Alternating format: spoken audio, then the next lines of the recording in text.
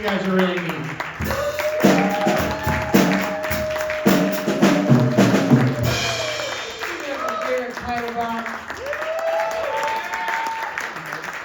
looks like his mom makes a really good meatloaf. Y'all ready for your headliner?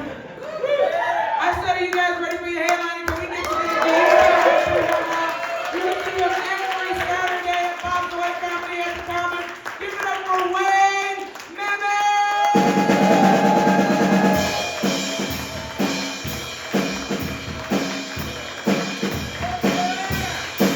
Parade, everybody. Clap for Parade. What's up, everybody? Hey, how's it going? Hey, welcome. Clap for Commonwealth Sanctuary for having us here. Jake over on drums. Give me a solo, baby. No, don't clap. Give me a solo, baby. Good, all right. If you guys don't laugh, I'm just going to make them do that and do a weird dance the whole time. That's it. Just clap. So, clap if you live in Cincinnati. Clap if you're from Cincinnati. And two, the rest of you guys, thank you for letting us into your state. The one time we're going to come here a year. I appreciate it. We'll never be back. I live over in Cincinnati. I live in a neighborhood called Northside, which is usually just a neighborhood most people, oh, you know it? Most people just drive past it real fast. They don't come there. They don't. It's where 74 and 75 meet in that weird little area. I live there. My wife and I live there. We're raising our family there. And I love the neighborhood. We love the neighborhood because of all the restaurants that are in the neighborhood. There's a lot of cool eclectic restaurants. There's like a mom and pop taco shop, a couple pizza places. There's a Nepalese place and a Senegalese place. Give me $100. I couldn't point either of those places out on a map, but they both could go really good. So I like to go there. But our favorite restaurant is right in the heart of Northside. It's right in the middle. It's this awesome little international fusion restaurant. It's called the Combination KFC Taco Bell. It is our favorite restaurant. We eat there far too often for people that have the word shop logo on both of our cars, right? Like, I was pulling into the KFC Taco Bell one night getting our meal. We have a set meal. We get 2 big box meals. They come with 3 tenders, a little side of mashed potatoes and gravy, and a biscuit, a beautiful biscuit, and a weird cookie we always throw out. And it's weird because it comes wrapped in sealed plastic and hot. And I don't know how you made it hot, but it feels like it probably involves cancer, so I'm not going to risk it. We also get 2 Diet Pepsis because we're watching our weight, and it's part of our diet plan. And one day I was pulling through the drive-thru and I ordered this, and I get to the window, and Rhonda's working at the window. I know Rhonda, we have a rapport. And Rhonda's somebody, she's there all the time. She's one of the people that not only looks like she works at a KFC Taco Bell, she looks like she lives at a KFC Taco Bell. Like she wiped her Juggalo makeup off in the women's restroom before coming to work. The men's bathroom's closed because that's where her cot is. Like that's Rhonda's domain. She's a hard worker. Rhonda comes to the window, not in her normal chippy demeanor, and she goes, Diet Pepsi's coming out all funny. You want something else? I was like, whoa, hey Rhonda, I'll have anything else that you have that's diet back there. I've never explored their drink options. And Rhonda thought about it for too long. He goes, we got Sprite. And I was like, well, no, it doesn't say diet. It's not part of my diet plan, Rhonda, so I don't think I need anything to drink. And then I had one of those like moments that like shocked my brain. It's like one of those ideas that I should never utter these next words. But I looked at Rhonda, I looked her straight in the eyes, and I said, do you think I could get some extra mashed potatoes and gravy?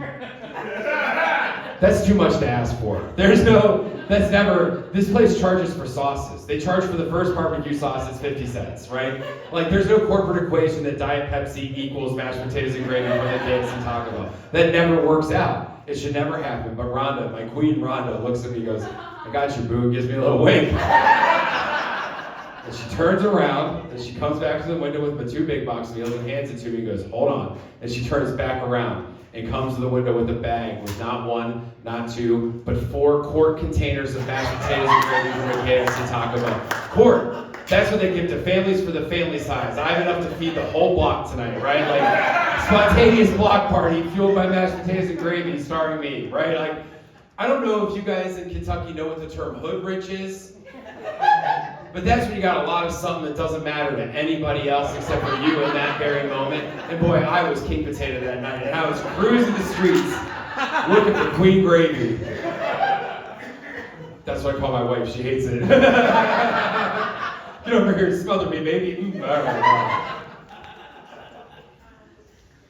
But one thing I can never figure out is how I got so much mashed potatoes and gravy. I knew I was I'm on my best day, maybe an extra side. Maybe they find a new smaller container, give me that amount. I have no idea, but 4 core containers, how did this work out in my favor? And I'm thinking about it on my way home. I'm also starting to think about, like, do you think I could do it again? Right? Like, can I turn around, do a U-turn, and just double this up? Like, can I double down? Is Rhonda going to remember? And then it's like, and then if I get that much, like, what do I do with it, right? Like, do I freeze it? Or do I sell it, right? Like, I can sell it. Where do we sell it? Like, Craigslist, Facebook Marketplace? Feels like a Facebook Marketplace thing, right? Like, $5 firm, I know what I got. And so I get home, and I'm unpacking the meal, and I'm yelling at my wife, I'm like, baby, we're about to have the best sex ever. Like, come on down. Right? Like, and I'm unstacking 1 quart container, the second one on top, the third one and the fourth, and it's stacked right next to a Diet Pepsi cup from a previous visit, and that's when it dawns on me, because it's the exact same height all the way across. What Rhonda wanted to do was fill a Diet Pepsi cup with mashed potatoes and gravy, but they do inventory by those cups, so she filled up containers that were the same height, doubled it, and set me off on the best day of my life. But I'm here to tell you, if there's anything that's the opposite of 2 Diet Pepsis from a KFC Taco Bell, it's 4 quart containers of mashed potatoes and gravy from a KFC Taco Bell. Should have stick through a straw, so, oh man. My wife came home the other day, and she said, we can't go to Kroger anymore. I said, why would you do this time? I've heard this before. And she says, no, I got catcalled by an employee at Kroger. I was like, we shouldn't go to the grocery store dressed like a slut. And no, I promise I didn't say that. Please don't turn on me. I did not say that. I did not say those words to my wife. I thought them real fast though. Like they came real fast. And I saved my marriage that day, but I'd say those words to my wife. Chalk that one up for me. And no, what I said is, you should have told the manager. She says it was the manager. I was like, okay, cool, yeah, we can't go to Kroger anymore. Leave all women. And so now she goes to 3 different farmers markets to get all of our groceries. Well, half of our groceries, and I still have to go to Kroger to get the other half, so joke's on me, right? And, I've never catcalled anybody. I know I've never catcalled anybody. I know that no dude ever in the history of the world can ever say that they've actually been catcalled the same. Every single woman in here has absolutely for sure been catcalled, just like walking down the street, going to the gym, listening to Bruno Mars or a podcast about killing white men or something like that. And then some dude just like, hey mommy, you got a butt. And you're like, oh damn, yeah, I know I do, so does everybody, whatever, just ruins your whole day. I know that it's never happened to a dude. And I've never catcalled anybody, but I'm not a hero. I've looked at a lot of butts, right? We've all looked at butts, right? Looked at butts? You looked at butts? Have you looked at butts? Yeah, clap if you looked at butts. Clap, everybody. Clap if you're not clapping. If you're not clapping, you are totally lying. You've absolutely looked at a butt. Whether you wanted to or not, you've absolutely looked at a butt. We've all been on a crowded escalator at the airport with someone's ass just right there in front of our face, just hoping to God they don't blow that Chipotle all over our face, right? We're not riding escalators backwards, like this to avoid looking at someone's butt like some hero. No, you don't look at my butt either. You turn around. No, you don't. Just look at the butts and don't say anything to ruin their day. I've never catcalled anybody, but I have dog called lots of people. You don't know what dog calling is? That's where you pull up at a stop sign or a red light, roll down your window, and yell at people walking their dogs. Hey, that dog's really cute. What kind of dog is that? Is it a puppy? How old is it? He? She? What's her name? Did you adopt or did you shop, you monster? Bring it on over. Can I give it a treat? I got some in my cup holder just for in case the occasion arrives. There you go. Can I take your dog for a walk? Oh, what will I do with my car I'm currently in? You drive it. Here you go. And I'll just take your dog. We'll meet it around the block. And people hate it. It makes them very uncomfortable. They don't like it at all. But if they don't like it, they shouldn't take their dogs for walks dressed like sluts. So, yeah, thank you. That was it. All right, perfect. I see he's paying attention. The dogs, not the people. We never slut-shame people here at the Commonwealth Sanctuary. Never. Slutty-ass dogs. Come on. I'm asking for it. My wife, she's very liberal, which is fine. I think anybody can be whatever they want. That's what makes America so great. She's very liberal, but she's what I like to consider inconveniently liberal. Like she's a TikTok video away from throwing out everything in our fridge, right? Like, did you know Hellman's uses a factory that Hitler once owned? It's like, I don't care. Like, I don't want to know. I don't ask you what you do with your political donations. I don't give a shit what Hellman's does with theirs, right? Like, I don't care. She ruins my life. She won't let me eat a Chick-fil-A. I mean, come on, like, not allowed to eat a Chick-fil-A. I still do, I just don't tell her, right? Like, of course, come on, who can resist? I don't care if the line's 3 hours long. It gives me something to do, right? Like, I want those little chicken bites, and she wouldn't let me eat Chick-fil-A. But I tried to hide it from her, but I'm a stupid man. I'm dumb. I keep my receipts in my wallet like every dumb man. And I'd come home at the end of the day and just empty my contents of my pockets onto the entryway table. And she would come by like Columbo and just rifle through my shit. She'd find the Chick-fil-A receipt and she'd write on it, I know what you did, and leave it on my pillow for me to find before I went to bed. What are you, my mom who found porn in my backpack when I was 12 years old? Come on. I'm trying to go to sleep. I don't want to be confronted with this.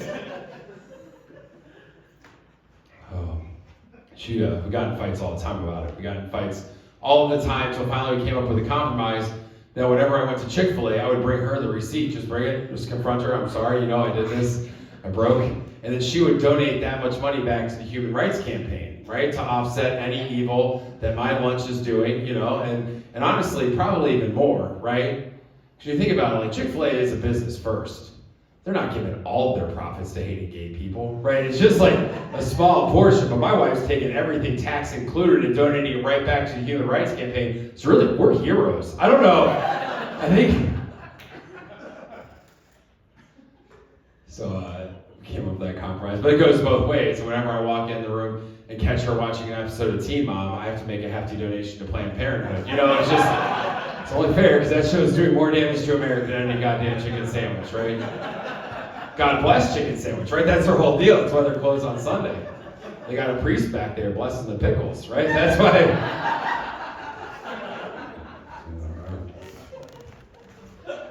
We've been married for a while. Please don't ask me how long. I won't remember. And it's been 5 years. We've been married, and we had what I like to consider like a shake and bake wedding. It's not like anything weird. It's just that, you remember those old commercials, the shake and bake commercials, where like a mom would come home from a long day's work and prepare like a 4-course meal for a family of 5, and then like some little whippersnapper would jump up on the counter and like shake a bag of chicken and breadcrumbs, and it'd be like, and I helped. I was that kid in our wedding planning process. That's who I was, and I helped. One decision, I got to pick out my tie. That's all I had to do. And it was a choice of 2 ties made by her, and both of those ties were purple. If I'm coming clean to you all, I honestly did not know I was making a choice. I thought that one was a backup tie for when I got ranch on the first one of the party list, right? I know me, I know what's happening. Good job, the thing. We had a great wedding. We had a wonderful wedding. Some of you guys were there that were here. It was a fun time. We loved it. And she did all the work, and I never tried to take any credit. But there was one time that we had like a point of contention in the whole wedding planning process. One point of contention. And one day, we were just walking out in our neighborhood, and I said, I don't know if I really want to wear a wedding ring. Don't.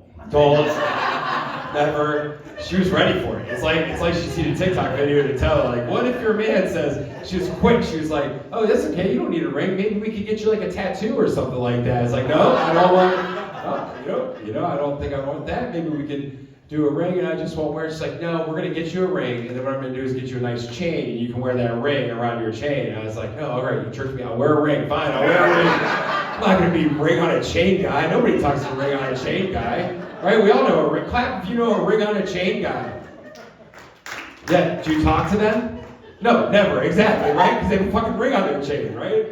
To go with my brand or whatever. So, no, I didn't know if I at that point I never wore jewelry. I never wore any jewelry, and I didn't know if I wanted to like wear a ring because I didn't want to become ring guy either, right? We also don't like ring guys. Their name's Randy, and I don't want to be Randy. So, but like I have like obsessive compulsive tendencies or whatever the doctors say to keep me from getting medication for it, and And I like focus on things. I hyper focus on things, and I like symmetry. Symmetry is one of those things I hyper focus on. And I like was afraid that I would just start walking a little bit more to the left from having one ring on here, right?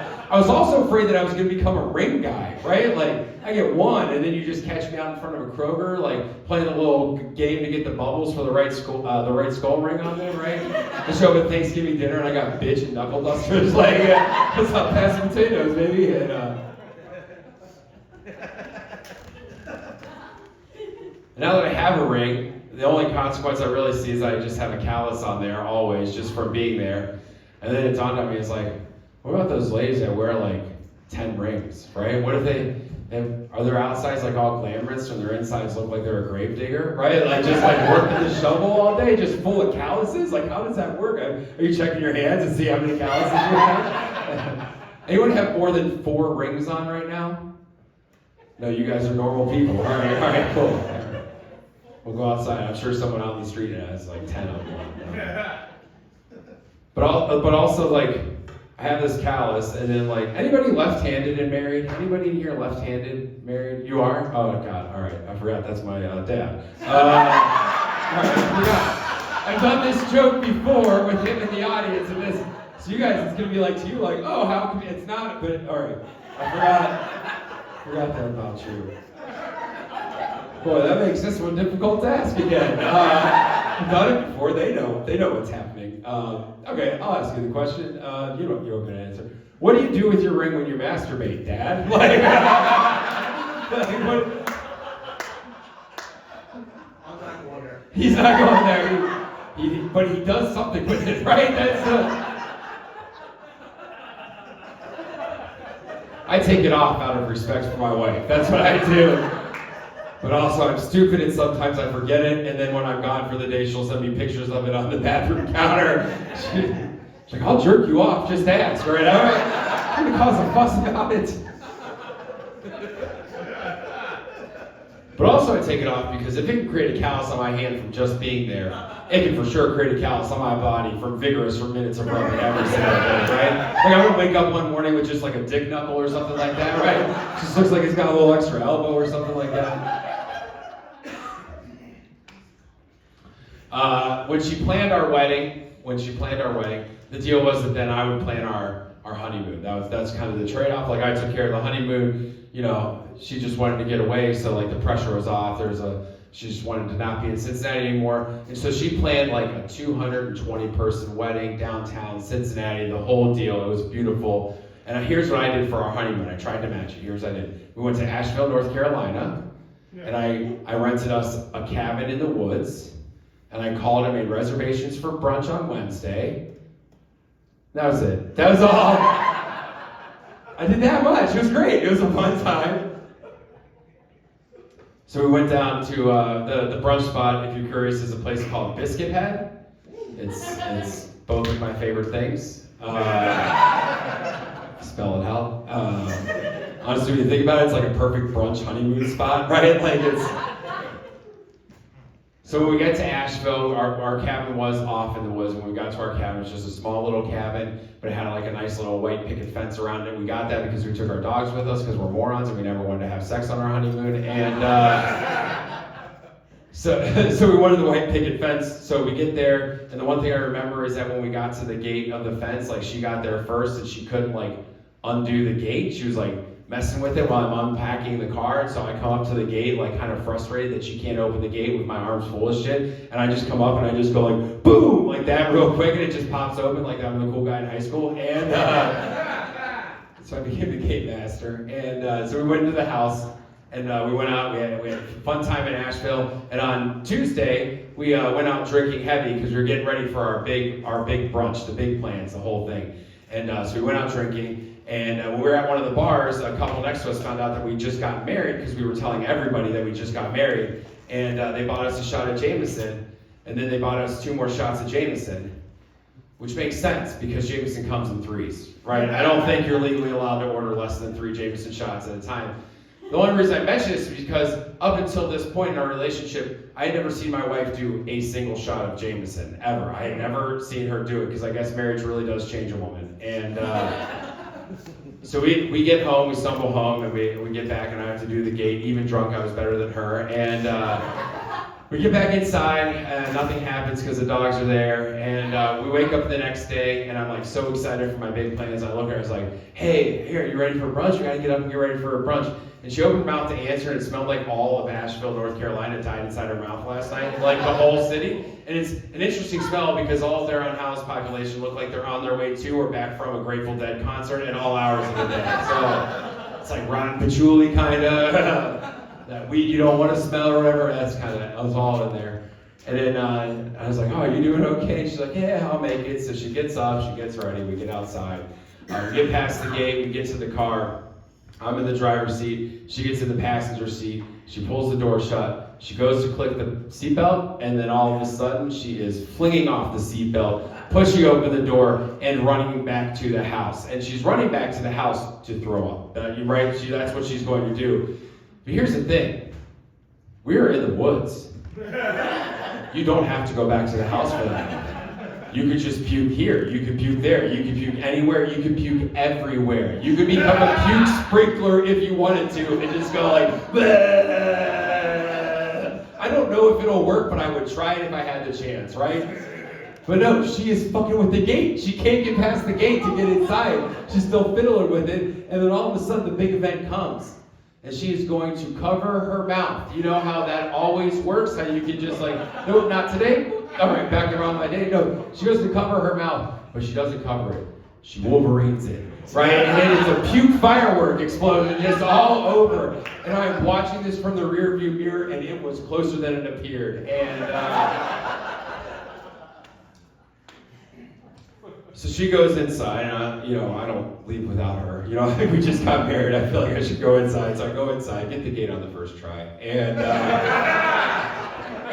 go inside. She's huddled in the couch, and she's already in huddle mode, like I'm not going anywhere mode. And I was like, oh, bummer. I was like, well, maybe we could try another day. Maybe we got a couple more days on the honeymoon. We could go tomorrow. And she looks up at me and she goes, go on without me? I was like, are you dying on the Oregon Trail of dysentery? What is happening right now? And it's like, are you sure? I feel like this is one of those traps that you haven't prepared me well for these. I don't know what to do. And she's like, no, go ahead, but bring me some biscuits. And I was like, all right, Oliver Twist, I'm on my way. So went off like the Artful Dodger, and I went to Biscuit Head. Here's the thing, what you need to know before what happens next happens is that nobody in the history of brunch reservations has ever needed a reservation for brunch on a Wednesday. Nobody's ever tried to make one, most places don't accept them. And I walk into an empty Biscuit Head except for 3 women standing behind the counter. And they all look up at me at the same time and go, Wayne? And I'm like, yeah, what's up? Oh man, you know me here? Hey, how's it going, rollers? And but I had called for reservation for 2, and they look up at me and they go, reservation for 1? I was like, yeah, I'm on my honeymoon, so, and don't tell my wife, that was my favorite part of the honeymoon, just a quiet brunch. Just a quiet brunch. I'm not a man. That's not like a biological admission or anything like that. Just like historically, I'm not a man. I cry in too many commercials, right? Even ones I've seen before, I'll cry again, right? That's not, men don't do that. Dad, have you ever cried in a commercial? No, exactly, right? Never.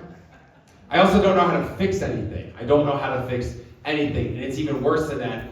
I don't know how to Google how to get the video to show me how to fix things, right? Like I have searched things and gotten very different results than what I wanted. And I don't know how, but in the pandemic, when we were a couple weeks in the pandemic, I wanted to start trying fixing things around my house. I wanted to start tackling some projects. And the first project I wanted to tackle was our upstairs bathroom. I live in a 2-story house. I'm not bragging. I know it feels like I am in this economy, but I promise we got a good deal early on. But we have two bathrooms. Again, I know it feels, we actually have 3, but whatever, I know. But the first bathroom you come into is the guest bathroom, and it's like came beautifully decorated. It's got like Italian marble. It's got designs in the tile. It's a wonderful bathroom. And my bedroom's on the upstairs, so I've never used that bathroom ever before because I use the upstairs bathroom. That also came decorated in design. It's best known as the Gang YMCA shower. That's what it looks like. That's kind of what it feels like when I'm in there. Like I totally expect an old dude in the corner just like standing there like this naked, you know, just for no reason. It's there's just like that color paint on the wall that you get when you mix all the paint together, you know, like the poor person color. And there wasn't a shower head. There's a spigot, you know, like you could hook a hose up to it or whatever. And when you pull the plunger to stop making it be a bathtub to make it be a shower, there's more water coming out of the bathtub part than the shower part, you know? So like if you want that good pressure, you have to like get down real low. Like you gotta get like all the way down. Hello. And but you can't get down too far because the drain is clogged and the water's rising up. And you've already peed in that water, right? So it's like I wanted to fix all of that. So I went to Google and I said how to make more water come out of the shower part than the bathtub part. That's what I typed in. You might think I'm an idiot, but there was a video with 3 million views that had that exact title. It broke it down like an idiot can do it. Went to Home Depot. That was not funny. I went to Menards. That's a good one. You guys know about Menards down here? Yeah, why would you name your hardware store after what it sounds like when a pirate got kicked in the nuts, right? Hell, Menards, right? Why would you do that? You know. Went to my local Menards, and I found a teenager to help me, and I was like, hey, I need more water out of the shower part than the bathtub part. He's like, did you watch a video? I was like, I did. He's like, can we watch that video? I was like, sure. So I pulled it up. We're just sitting in the side aisle of the Menards next to the snacks, just watching this video again, you know, and he's like, let me go get Larry. And he goes and gets an older person to help us both. And Larry gets us all of our stuff, and I get home and I change everything, fix it all out. But I upgraded us from the spigot. We now have a shower head, and we also added the rope deal. You know, like the rope deal, the one that separates me from the lower class now. Like I'm middle class now because I can wash my asshole, right? And it's not just blind faith every day. I have a tool to use it. I'm no longer just like open ass from behind a shower, just like trying to make sure it's all cleaned out. I'm telling my wife about this, like, you know, proud little boy, like I did my work, and I'm telling my wife about what we did. And the shower head has 5 different settings on it now too. So it's got, the first setting is just like water the plants.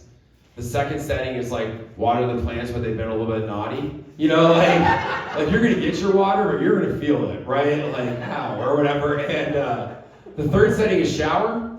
That's the one we're gonna leave it on the whole time because I'm lazy and she's too short to change it. And the fourth setting is pressure washer, and we use that to clean the grout. And the fifth setting is pulsating pressure washer. But I didn't tell that to my wife. I said, it has the masturbation setting that you might like. And she looks at me and goes, how do you use it to masturbate? And I was like, my lady, I think you misread this situation. I don't believe I do use it to masturbate. Well, you know, when I wash my asshole, I just kind of leave it there for a little bit longer. And there I was 4 weeks into the pandemic, mansplaining female masturbation with a shower head to my wife. So,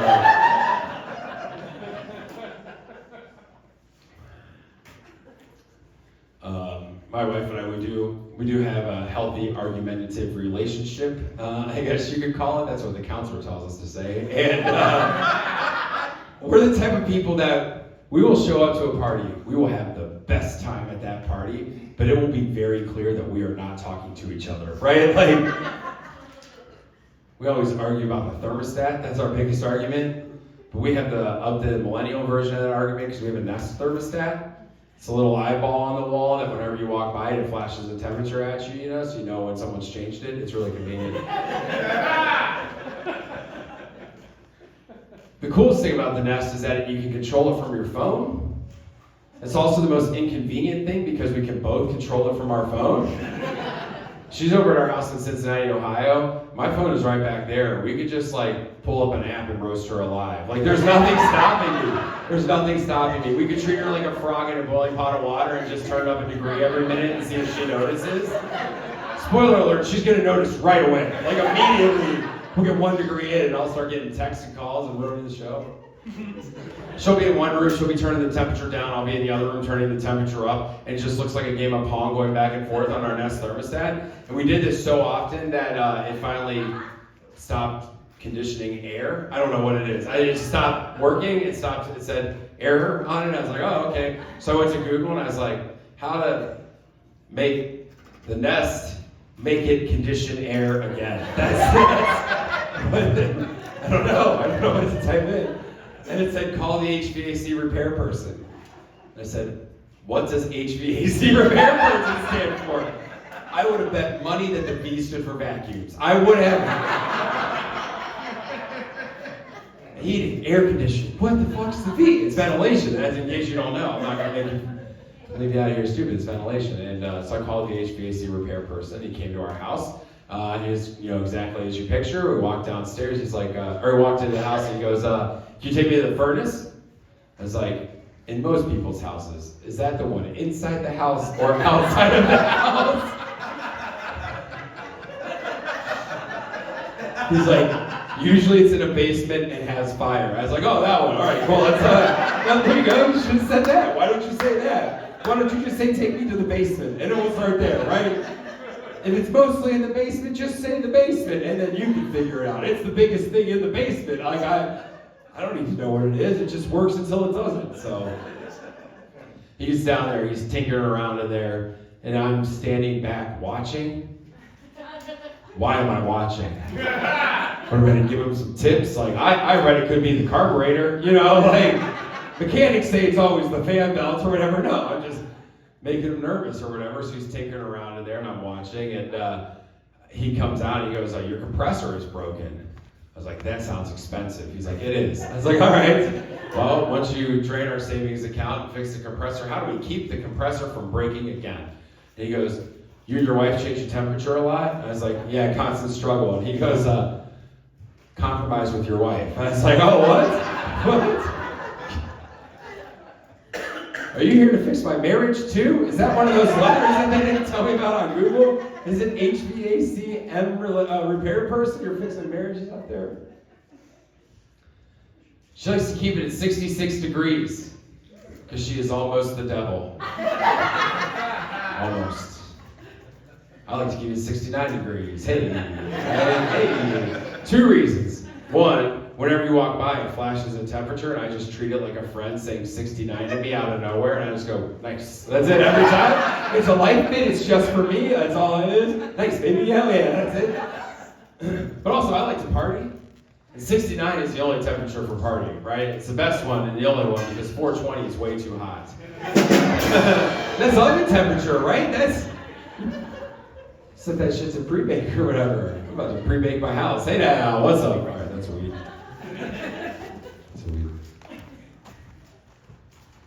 I do feel bad for my wife. I think you're only a good partner if you do feel bad for your partner. I feel bad for her because I am bad at sex. I know that I am not good. Are you guys also not good at sex too? Is this just like, are we all about to find out? I'm bad. I'm really, or you guys just feel bad for her, right? You think I'm like a sexual demon? I don't know what they say. I don't know what. No, I'm very bad. I have a gut. I have weak wrists. I have asthma, right? That's not. I sound like Darth Vader after we ran a 100-yard dash before we start, right? Like, I'm winded taking off my pants, just like, all right, you ready? Like, that's not, all flushed.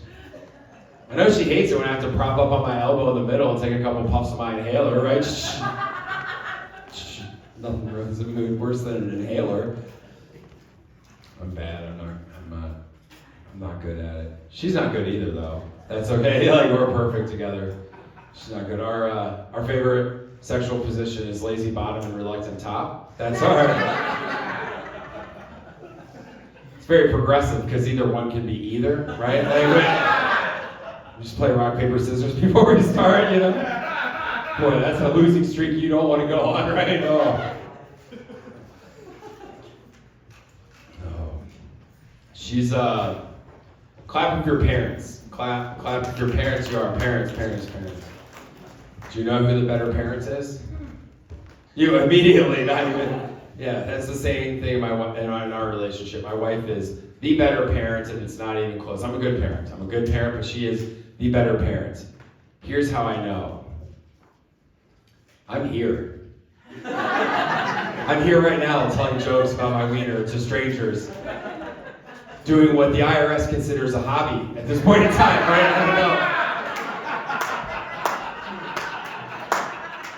She's caring for our child. But guys, this isn't the first time I've done this, right? This is the thing I do, right? So she supports me effortlessly and endlessly in that, and I love her forever for it. She's a much better parent, for sure. She knows things about parenting that I would never even consider. Like, when we were getting ready to potty train our daughter, my daughter, get down, start doing push-ups, baby. No, we have a 3-year-old. We had to potty train my daughter, and she gave me some stuff to read about it that I didn't read. And then the event got here, and I was like, oh, why don't you take the lead, right? That's kind of my trick. And she's telling me, she's like, when we talk about the human body to our daughter, we have to use scientific terminology, right? That's the thing. You have to use scientific terminology, and it's the common phrase is, you don't come up with nicknames for your elbows. Why would you come up with nicknames for your private parts? And I was like, well, we could come up with nicknames for our elbows. That's not too hard. Wingdings. There's one right now, right? You know, like knee knot or leg knots or whatever. There's your knees. Like, we could go through this real quickly, and but I understand it's a safety concern because if a kid comes up and says, oh, that person touched me on my hoo-ha, it's like, wait, was this your hoo-ha or was that your hoo-ha? Are we calling your head your hoo-ha? Which, that's not dangerous. Okay, whatever, touch your hoo-ha. But no, you use scientific terminology. So we sat my daughter down for the presentation, I guess, or whatever, her first sex ed or whatever taught by her parents. And my wife goes, this is your vulva. I was like, excuse me, I have a question from the class. Hold on, excuse me, I think we all might like some clarification because we were under the impression that this was your vagina. And my wife turns on me real quick and goes, no, the vagina is the hole, the vulva is the area. And I was like, shit, I need to be in class. Scoot over, let me sit down next to you. I need some construction paper or crayon, I gotta take some diagrams. I have no idea what's happening down there. There's 3 holes. Clap if you just learned that. Not the 3 holes part, but the vulva part. Clap if you just learned the difference between vulva and vagina. Clap, no, you clap. Did you clap? No? No way, there's too many white people in here. Absolutely not. Yeah.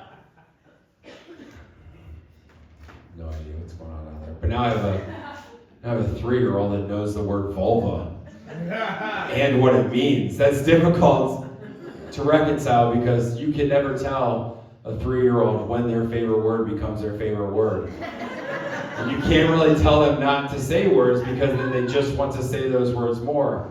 It's very difficult when I take her to the park and I'm doing what dads do, or I'm just throwing her around, hoping I don't lose grip and flow her across the park. And I get her one time and she just yells out so loud, ow, my vulva! I said, whoa, you cannot. Hold on. Okay, if it hurts, I'm sorry, that's not my intention. I never intend to do any. All right, we're gonna go home. We're gonna go home now. I think it's time to go home. You also, she just says it, we'll be at Target and we're in the frozen food section and she's sitting in the cart and she points over my shoulder and she goes, that little girl has a vulva. Which if it is a little girl, that might be true. But I turn around and it is a 75-year-old man. I'm like, oh. Congratulations on committing your first hate crime because you just misgendered that person. So go over and apologize.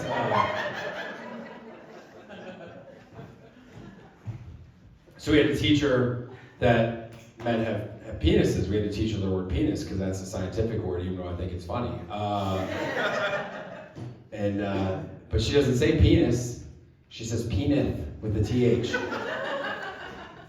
It's really cute. She comes into the bathroom while you're peeing and goes and yells down to your wife or to my wife and says, "Hey Mom, why does Dad have a penis on his vulva?" And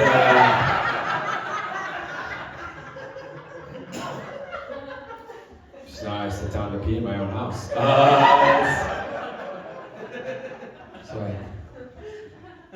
Hey, Grin, how much time do I have left? 10 minutes. 10 minutes, perfect. All right, awesome. I won't tell that story. I'll do this, cool. You guys like life hacks? You enjoy life hacks? Yeah, life hack. I love life hacks. I like hacking my life. You just scroll through videos and you watch them. You guys remember any of them? No, never. You ever utilize any of them? No, not at all. We're just like, I should save that. I know how to do that next. That's it. Just hope the algorithm feeds it to you in your time of need, right? They'll know. Facebook will know when I need to watch this video again. I love life hacks, but I wanted to come up with a life hack that nobody will forget. I wanted to come up with a life hack that nobody will forget. I've got one. I think I've got one that you'll never forget. You guys want to hear it? It's a secret. All right, cool. You guys are really lucky. Here's a life hack that you'll never forget that is infinitely useful. Did you know you can feed your boogers to your dog and they're never going to tell anybody? I don't know if you do that. I don't know if anyone's ever thought of that before. I might be a genius. I don't know. Why do we have tissues anymore? Just everybody get a dog. They love it. It doesn't hurt them. It's fine. Just body salt from a nose. That's all it is. They love it. They'll never tell anybody. And it's so useful.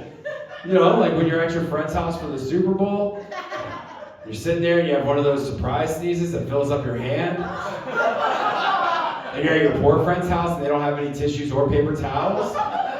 You could wipe it on their crusty couch, no one will notice, but that feels rude. No, you just call their dog over. Come on over, Charles Barkley. That's a great dog name. Come on over, Mark Ruffalo. Come on, just make them sit and put out their paw first, right? Of course, you guys think I'm joking whenever I'm going to pick my nose, both of my dogs sit. And it's great. They'll never tell. They'll never tell. They will never, ever tell. And if they ever do tell, congratulations, you have a talking dog. Hell yeah, you're famous now. You're famous forever.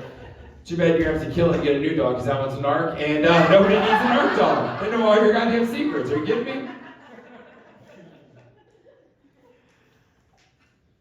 Well, I love sports. I love watching sports. I love participating in sports. I've participated in sports my whole life. I say participated in because I was never good at sports. I don't know. I'm not good at sports and bad at sex. Of course, I'm bad at it all. I'm not good at physical activity.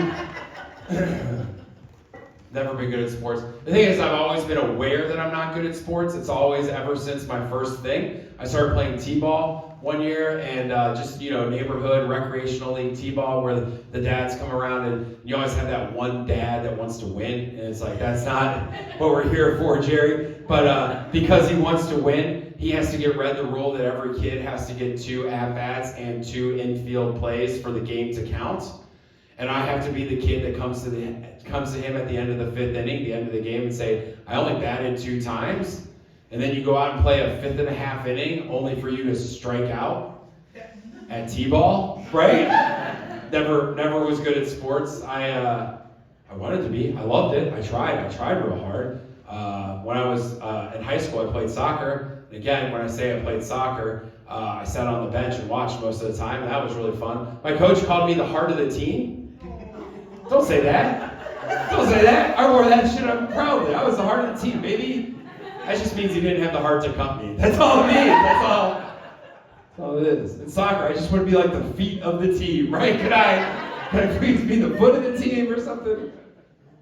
I remember I tried football once. I was in 9th grade. I thought, oh yeah, I could be a football player. And I rode my bike out to our first practice. It was a 2-a-day. And I showed up, this fat, pudgy kid with asthma and glasses. And they handed me shoulder pads and a helmet. And I looked at it and I said, how do you wear glasses and a helmet? And they said, you don't. So I took off my glasses and put on my helmet, and I was just blind out there. I had no idea what was going on. Lined up on this line, I'm like, what line? I have no idea. I'm pumping in and shit everywhere. They gotta have a helmet on, right? Safety first. So after that, after the first part of that 2-a-day, I just put on my glasses, got on my bike, and went home. And that was it. I never came back. Probably for the better. when I was in 7th grade, I remember I was getting bullied a lot, and it wasn't, again, looking back, I probably wasn't getting bullied. I was probably just talking a lot of shit and couldn't back any of it up, right? You know, I'm a mouthy motherfucker. That's all I am. So, but because of this, my parents had one of those like clandestine meetings. You know, those meetings where like your mom's like, I gotta go to school. What for? A meeting. You want me to come with you? No. All right. I'm in trouble when you come back. And I remember my mom came back. She said, "What do you think about joining the wrestling team?" And I was in 8th grade, or I was in 7th grade. And I was like, yeah, I want to join the wrestling team. But we were talking about 2 different types of wrestling. She was talking about high school wrestling. And I thought my school had this cool team that taught me to be a WWF wrestler, right? Because the only wrestling I knew happened on Monday night and it was called Raw is War, right? That's what I knew. So I showed up to my first wrestling practice dressed as my favorite wrestler. I had the wrestling shoes on, I had a Speedo, and I had a pink bathrobe with the word Nature Boy written across the back in athletic tape. When I walked in, I was like, woo, I am in the wrong room. Where is this? Closer to the theater department, maybe over there? Should I give me my boa? And thing is, I stuck with it. The other thing is that all the people that I thought were bullying me were also on the wrestling team. So what they used to call bullying was now just called practice. That was it. They just got to beat up on me with a coach watching over. So that was fun. I was never good. I wanted to be good. I remember I was on the all-star team, which is everybody that didn't make varsity or JV and only me. I was the only one. I was it. I was an all-star. When you go to tournaments, when you go to wrestling tournaments, they fill out a bracket, and if there's any open spots, they just grab the team's all-stars and throw them in to lose. It's like better than a bye, because like maybe one of us will win, but we didn't make any of the teams, so none of us are going to win. You're always rooting for the all-stars out there. And if you ever go to a high school wrestling match, I was not good. I remember one time when we were at a competition. It wasn't a competition. There's like meets where everybody's like in a big gym, and you go out, and I got my ass kicked regularly, and I come back and listen to Memmott and eat snacks on the bleachers for like 8 hours, and then I go home. But then sometimes we had duels tournaments, and because I was on the all-star team, I would just fill in wherever they could fill me in. And one match, we were doing a duel, so it was team versus team. It was in the middle of our gymnasium. There's one wrestling mat. If you've ever seen wrestling on like a movie or TV show, there's just like one spotlight over that mat. That didn't happen. They didn't have all the lights on for insurance purposes. I asked. And so we're all lined up, and I had to wrestle a varsity match because our varsity 189-pounder and our JV 189-pounder had both gotten mono from kissing the same girl because they're cool as shit. And I'm not. Never getting mono, this guy. I'll be anywhere. And I remember I was taking the place of a guy. He was a senior. He had gotten second place at state 3 times. He was on our team. And the guy he was wrestling was the guy he had wrestled all his way up and had won state for 3 straight times. He'd won all the state championships he could win as a senior, and I was going to wrestle him. He had won more state championships than I had won matches, right? Like I had won 2 matches, and one of them was against a girl. Sometimes there are girl wrestlers, I'm all for it. And usually the guys will go out and like take a ceremonial fall and like make it a tight match or whatever. And my coach just, I'll never forget this, he looks at me and goes like, go get him. And I went out there, boy, I pinned the shit out of her, and I won, and yeah, you know, that's great. Part of the team right here. And so I remember my team, they're varsity wrestlers, are very good. They're like teaching, they're like trying to tell me like tips to try and take this guy down, right? Like maybe I can pull out a miracle. Maybe I could be this team's Rudy. And I go out there to wrestle this guy, and I remember just looking at him being like, are we wearing the same singlet? Like there's no way. He looks like a man in this thing, right? Like he's got the neck, right? The neck muscles, like the straps are falling off a little bit. It just like cuts down so much, and he's got like extra fabric on the sides, right? And what I remember was that it looked like he had shoved like rolled up tube socks up in his singlet, like right here. You could just see the whole thing. It was so big, and I was like, dang, is that thing gonna like stay up in the band? Are we gonna have a new competition of trying to keep his like pants down so that he doesn't flash bell dome to the whole crowd? You know, like, can't like have a bunch of pedophiles all of a sudden. Like, oh, yeah, buddy. Meanwhile, I like looked like this kind of wearing a singlet, right? Like you can see my belly button indentation, right? No tube socks down here. It looked like a button, right? Like an elevator button, right? Like you could push it to go up or down if you wanted to. I was going down. Spoiler alert. And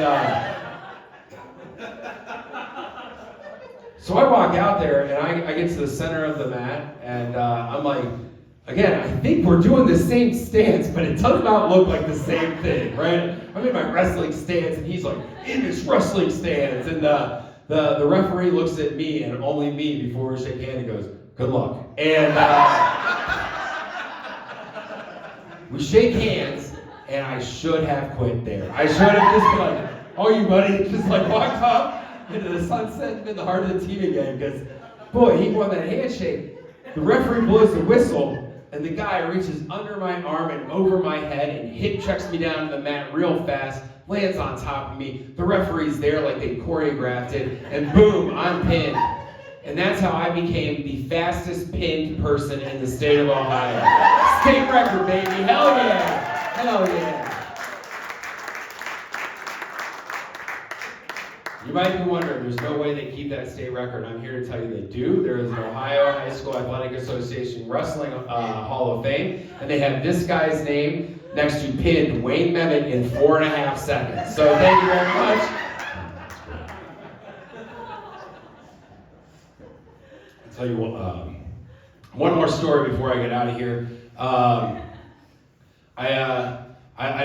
never got into baseball. That's the one sport, like T-ball was fine, but I never really got into baseball. I tried, my dad tried to get me into baseball. When he came home from work, he was a carpet salesperson, and so they always like had free tickets, but this was the Reds in like 1994, so now that I'm an adult, I know, they just needed anybody there, right? They're just like, you want a sales contest, here's 40 free tickets, bring your neighborhood, right? Like nobody was going to the Reds games. And so my dad came home from work, he's like, hey, I got some free tickets to the Reds, and he wanted to take me to the game. And I was excited to go to my first baseball game, but not because of baseball, I could care less. I was excited for snacks and stuff, right? That's why I wanted to go. That's why any kid wants to go anywhere. They just want to know that they can get snacks and something to play with while they're there, right? Like if you tell your kid before you go out to like the circus and you're like, hey, if we go there and spend no money, I will buy you filet mignon on the way home and an Xbox tomorrow. And they'll be like, no, I still want some cotton candy and a light up sword, right? Like there's no value to that. They want it, and that's where I was. I wanted snacks and stuff. So my dad and I, we went down to the Riverbend Stadium, and again, there's nobody there. And we went up to our seats. Our seats were up in the very top section, like 3 rows from the top. And we went up to our section. We got there about half an hour early, and we sat in our seats, no one around us, in silence for like 15 minutes. You know, like every good father-son outing begins before cell phones, right? We didn't have cell phones to play with. Like, the only thing we had in common right there was that we were watching the clock change together. That was it. Oh, 16. You know, that was it. And after about 15 minutes, my dad looked down at me and be like, you want to go get something to eat? I was like, yeah, that's half the reason I'm here. Let's go. So we went down to the concession stand, no line, because no one was there. And we went up to the concession stand. I'm looking over the menu, and there I see it. The whole reason I'm here. That little plastic Reds helmet upside down with ice cream and whipped cream and chocolate sauce and nuts and a cherry on top. Ooh boy, that's both snacks and stuff. I get to eat this and play with it. I love baseball. Good job, Dad. Let's go. Reds, or whatever it was. My dad also got his 2 favorite things, which are 2 big beers. He drove, I was 8.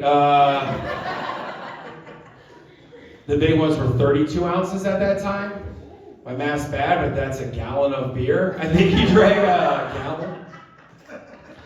We're back up to our seats. We sat down, still nobody in our section. And right before the game starts, these 2 guys came up and they sit like almost right in front of us, and they're wearing Pittsburgh Pirates jerseys, so I already hate them. And then we all stand up for the national anthem, and then everybody sits back down, except for these 2 guys. They stay standing. And they let everybody know that could hear them that they were all fucking pussies for not standing for the whole fucking game. My dad and I were the only other people in the section. That was it. So are they talking about us? Like, you know, like, but also it's like, I think this might have been their first baseball game too, because not even the baseball players stand for the whole fucking game. They like sit for like half of it almost exactly in the dugout watching EDCs, right? So my dad stands up and taps one of the guys on the shoulder and says, hey, can you watch your language? I got my son here with me. And I stand up and I said, yeah, you stupid heads. Got your back, Dad. Let's go. Let's rough these guys up. And the guy looked at my dad and looked at me and then looked at my dad and said, you need to tell your retarded son to shut the hell up. Which is a very harsh word to say today, then, anytime. Very harsh word to say. But I had finished my ice cream helmet, and the helmet was now on top of my head, and all of the ice cream was dripping down my face, and I was playing this little internal game where I was trying to catch the ice cream before it hit my chin, with my tongue, stupid head, you know, so like, the shoe fits, or the helmet doesn't fit, or whatever this thing is.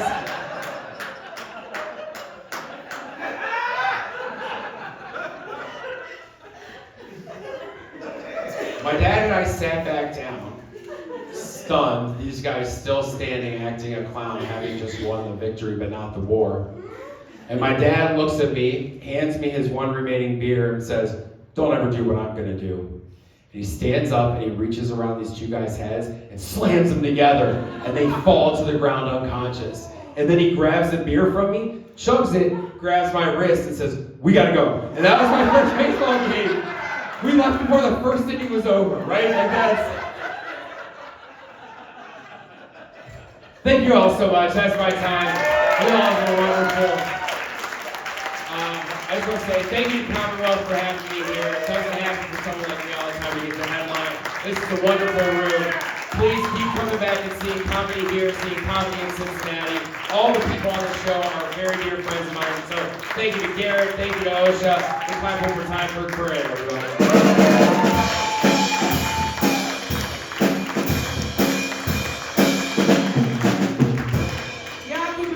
Commonwealth Sanctuary, ladies and gentlemen. You just saw Memmott, Jared Titlebaum, Ocean Dwyer, I'm Corinne.